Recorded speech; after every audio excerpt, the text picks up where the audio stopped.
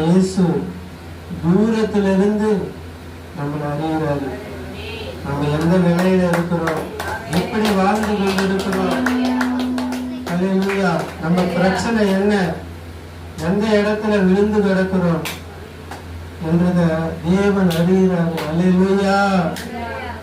மனுஷங்க அறியறது கிடையாது, யாரும் நமக்கு உதவுறது கிடையாது. நம்ம கெட்டு போனாலும் நம்மளை மீட்க இந்த பூமியில ஒருத்தரும் இல்லை. இயேசு கிறிஸ்து நமக்காக வாழ்ந்து நம்மையே மீட்டெடுத்திருக்கிறார் அவருடைய ரத்தத்தினால. அல்லேலூயா. இந்த பாடலை பாடுவோமா?